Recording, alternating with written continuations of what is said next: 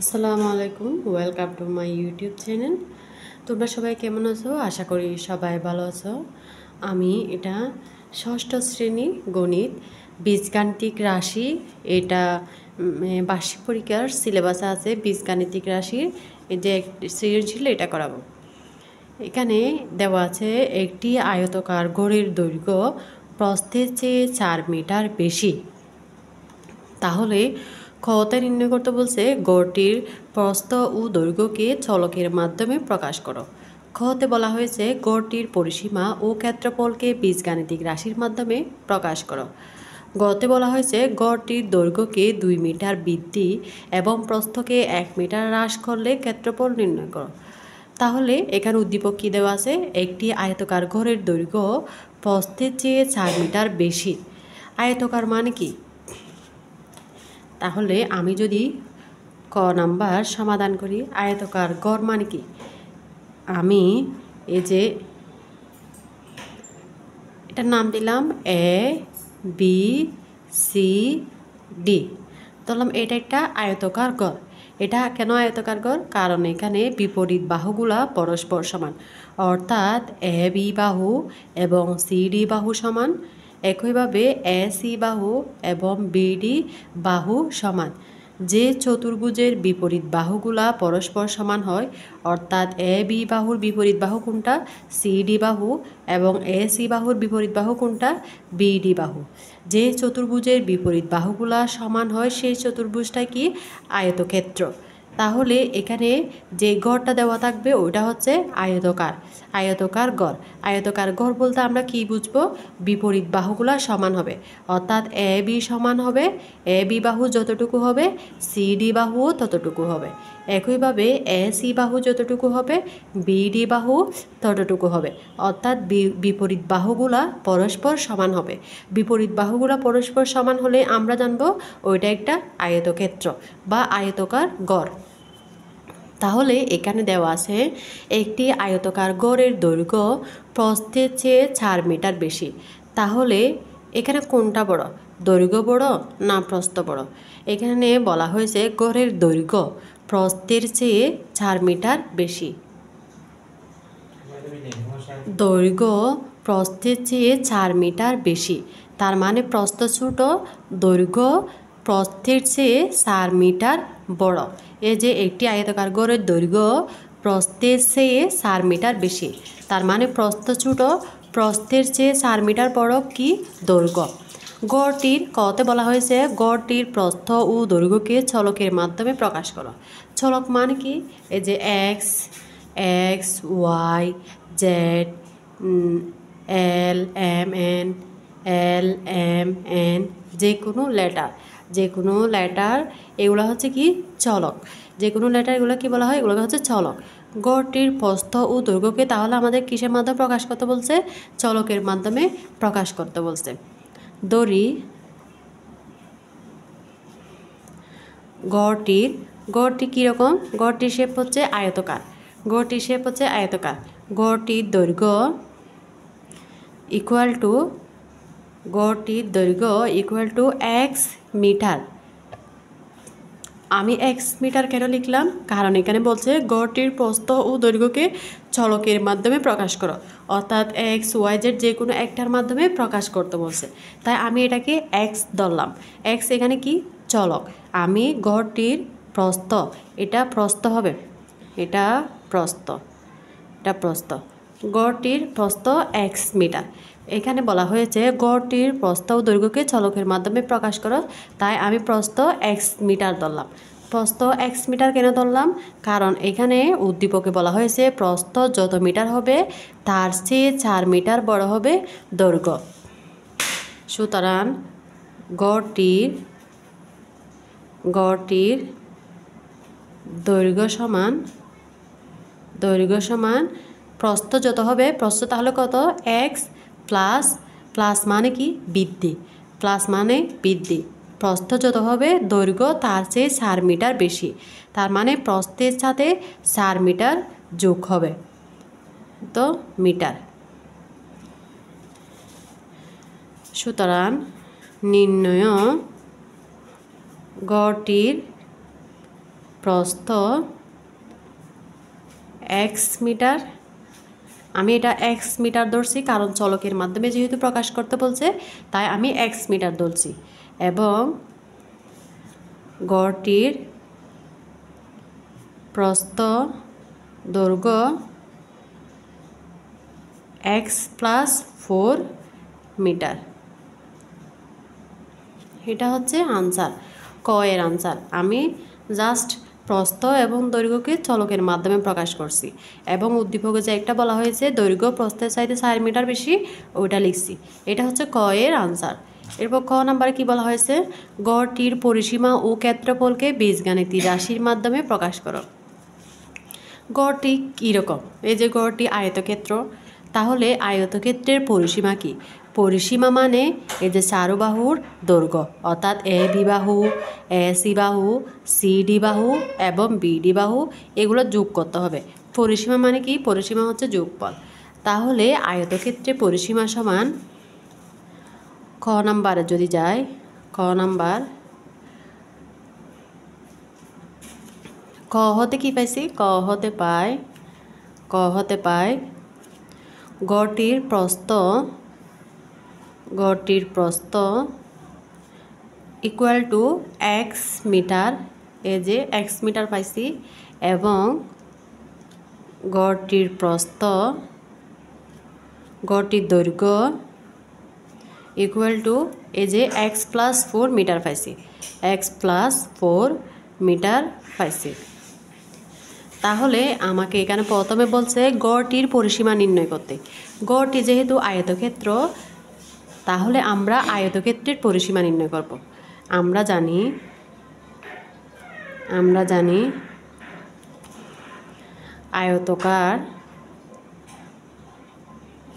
আয়তকার গড়ের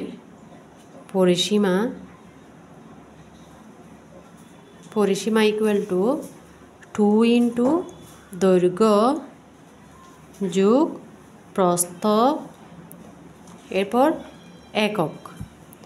যখন আমি এখানে সূত্রটা লিখব, এটা হচ্ছে মূল সূত্র, যখন সূত্রটা লিখব তখন শুধু একক লিখব।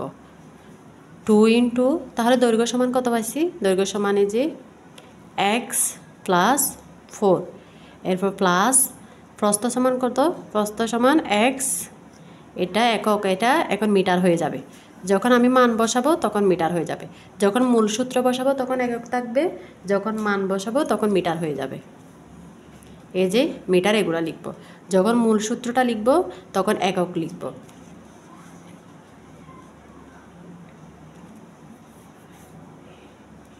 এখন আমি যদি এটা ক্যালকুলেশন করি, 2 এটার সাথেও x + 4 এর সাথেও গুণ অবস্থায় আছে, এবং x এর সাথেও গুণ অবস্থায় আছে। এখানে ব্র্যাকেট আছে মানে এটা গুণ অবস্থায় আছে, এটাও গুণ অবস্থায় আছে। তাহলে আমি প্রথমে 2কে x + 4 এর সাথে গুণ করব। 2কে x + 4 এর সাথে গুণ করলে 2 × x + 4, এরপর প্লাসে প্লাস, 2 এর সামনে কিছু নাই মানে একটা প্লাস চিহ্ন আছে, এরপর এখানেও প্লাস আছে, তাহলে প্লাসে প্লাস। আমরা জানি এই যে প্লাসে প্লাস হয়, প্লাসে মাইনাস হয়, মাইনাসে প্লাস হয়, মাইনাসে মাইনাস হয়। এগুলো আমাদের জানতে হবে, বীজগাণিতিক রাশির মধ্যে এগুলো আছে। এখন 2 x + 4 এর সাথেও গুণ অবস্থায় আছে, x এর সাথেও গুণ অবস্থায় আছে। তাহলে আমি প্রথমে 2কে x + 4 এর সাথে গুণ করব, এরপর 2কে আবার x এর সাথে গুণ করব। এখন আমি প্রথমে 2কে x + 4 এর সাথে গুণ করছি, এরপর এটার সাথেও প্লাস আছে, আর এখানেও প্লাস আছে। তাহলে প্লাসে কি? এই যে প্লাসে প্লাস, আমরা জানি প্লাসে প্লাস, তাহলে এখানে প্লাস হবে। এরপর 2কে যদি x এর সাথে গুণ করা হয় তাহলে 2x হয়, 2x হবে, এরপর এটা মিটার হবে।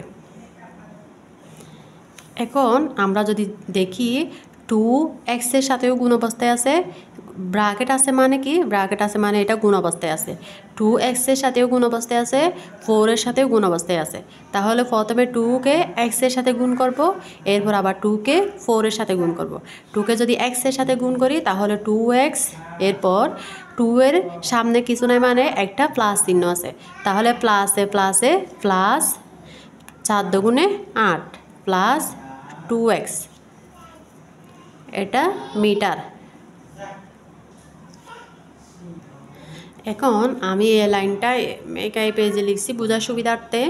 এখন এখানেও 2টা x, এখানেও 2টা x, তার মানে এটাগুলো যোগ করলে 4টা x, অর্থাৎ 4x প্লাস বাকি থাকে কি 8, তো মিটার। এরপর আমরা যদি দেখি এখানে এই দুটার মধ্যে কি কমন আছে, অর্থাৎ দুটার মধ্যে কি ভাগ যায়, এই দুটার মধ্যে 4 ভাগ যায়, এটাতেও 4 আছে, এই 8-এর মধ্যেও তো 4 আছে, 4 দুগুণে 8 না, তাহলে 4 এটাতেও আছে।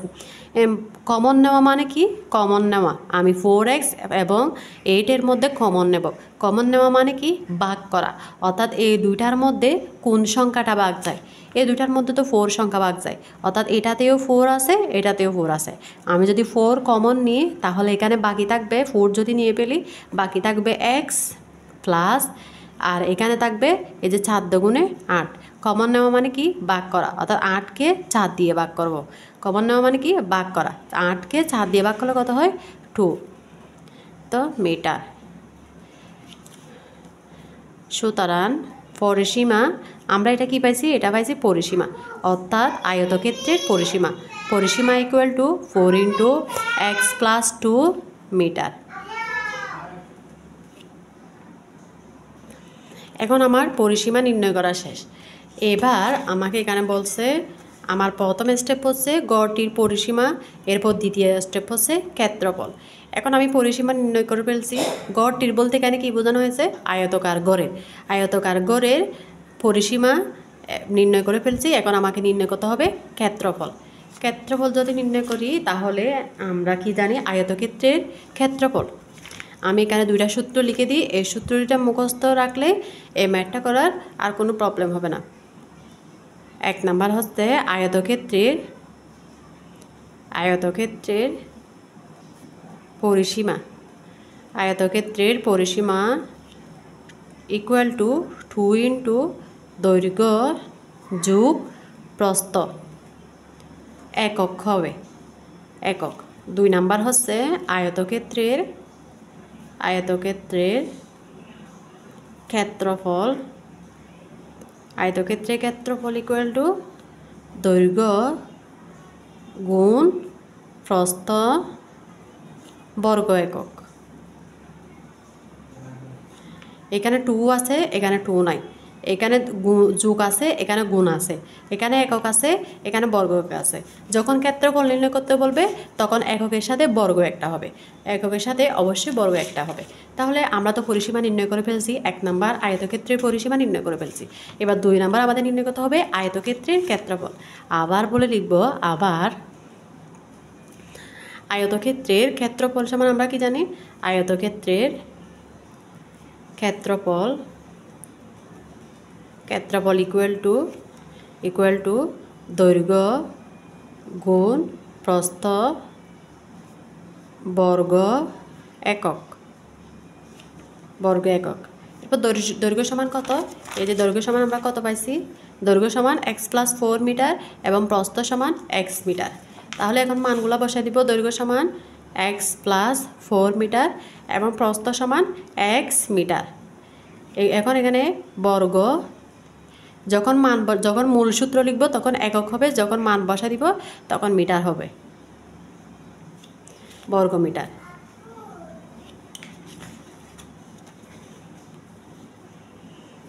x × x + 4 বর্গ মিটার। এক্সটা আমি আগে নিয়ে আসছি, বর্গ মিটার। সুতরাং নির্ণয়, এখন আমার পরিসীমা নির্ণয় করা শেষ, ক্ষেত্রফল নির্ণয় করাও শেষ। নির্ণয় আয়তকার গড়ের দৈর্ঘ্য, না গড়ের পরিসীমা আমি কত পাইছি, পরিসীমা 4 ইন্টু এক্স প্লাস 2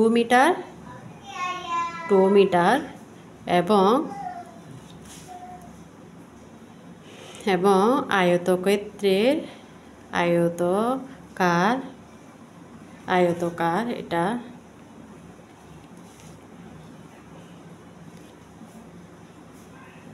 আয়তকার গড়ের দেব আয়তকার গড়ের ক্ষেত্রফল দিয়ে লিখব। আয়তকার গড়ের ক্ষেত্রফল কত পাইছি এক্স ইন্টু এক্স প্লাস 4 বর্গমিটার। এখন আমার খ নম্বর নির্ণয় করা শেষ। এবার গ নম্বরে কি বলা হয়েছে, গড়টির দৈর্ঘ্যকে 2 মিটার বৃদ্ধি এবং প্রস্থকে 1 মিটার হ্রাস করলে ক্ষেত্রফল নির্ণয় করো। গ নম্বরে বলা হয়েছে, আমি গ নম্বর সমাধান লিখব। গড়টির দৈর্ঘ্যকে 2 মিটার বৃদ্ধি, তাহলে আমি ক হতে পাই আমি গড়টির প্রস্থ কত পাইছি, গড়টির প্রস্থ এক্স মিটার, এই যে গড়টির প্রস্থ এক্স মিটার এবং গড়টির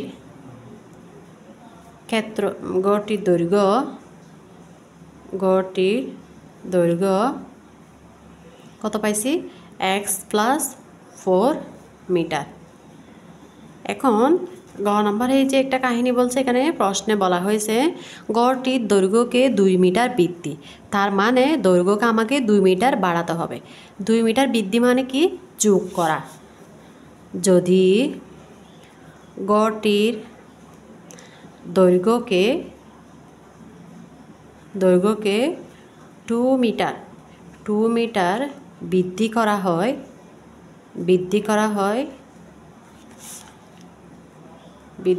হয় তাহলে গড়টির দৈর্ঘ্য কত হবে। যদি আমি গড়টির এই যে দৈর্ঘ্য এটার সাথে যদি আমি আরও 2 মিটার বাড়াই, তার মানে আরও যদি 2 মিটার যোগ করি, তাহলে গড়টির মোট দৈর্ঘ্য কত হবে, দৈর্ঘ্য হবে এক্স প্লাস 4 প্লাস, তার মানে এটার সাথে 2 মিটার বাড়াতে হবে। 2 বৃদ্ধি মানে কি, যোগ করা, এত মিটার বা এক্স প্লাস 6 মিটার, অর্থাৎ এক্স এবং 4 আর 2 যোগ করলে কত হয়, 6, এটা হয়। আবার আরেকটা বলছে এখানে, এখন আমি প্রথম পার্ট লিখছি, দ্বিতীয় পার্টে বলছে প্রস্থকে 1 মিটার হ্রাস করলে ক্ষেত্রফল নির্ণয় করো। আবার প্রস্থকে হ্রাস করা মানে কি, হ্রাস করা মানে কমানো। প্রস্থকে 1 মিটার হ্রাস করলে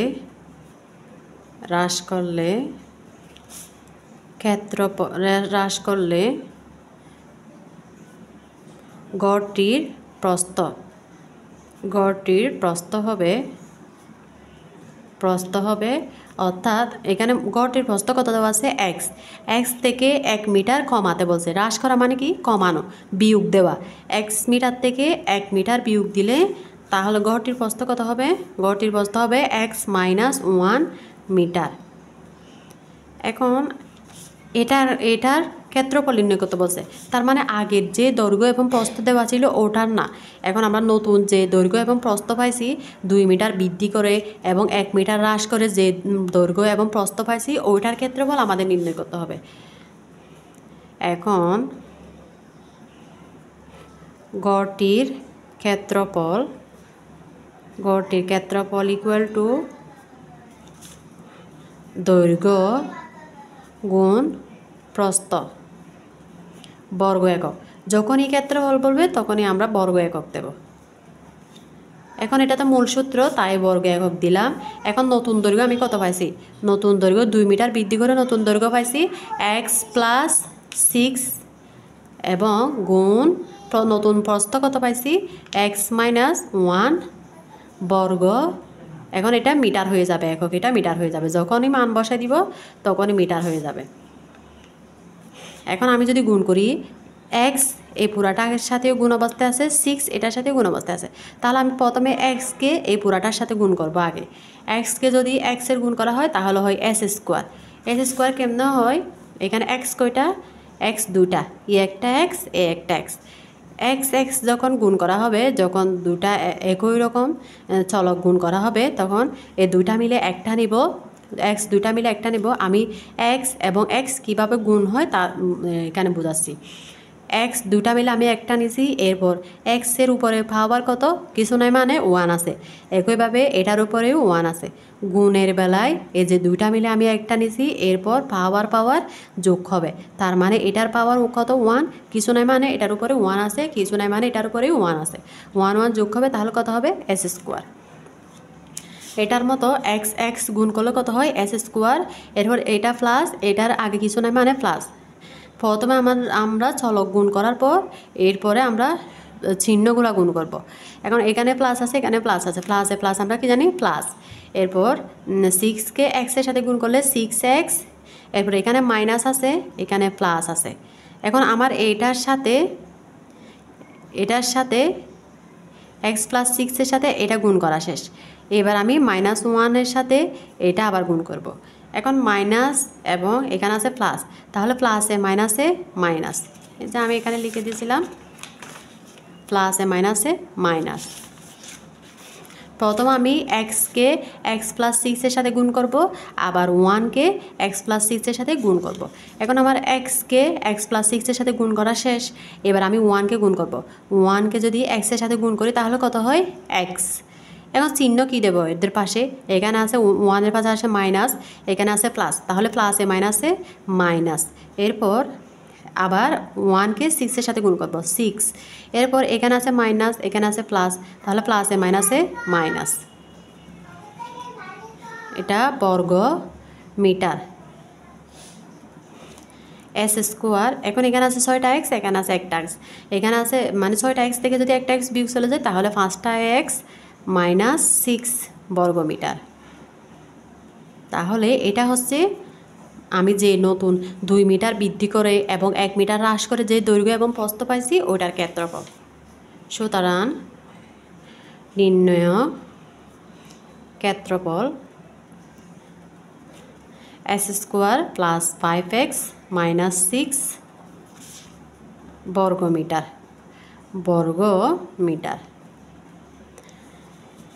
এতটুকুই বার্ষিক পরীক্ষার সিলেবাসের জন্য আমি যে ক্লাসগুলো দিব সৃজনশীলের ওইগুলো ফলো করলে ভালো রেজাল্ট করা যাবে। বার্ষিক পরীক্ষার সিলেবাসে বীজগণিতের রাশিটা আসছে বর্তমানে। আমার ক্লাসটি যদি তোমাদের ভালো লেগে থাকে তাহলে অবশ্যই সাবস্ক্রাইব করতে ভুলবে না। ধন্যবাদ সবাইকে। আসসালামু আলাইকুম।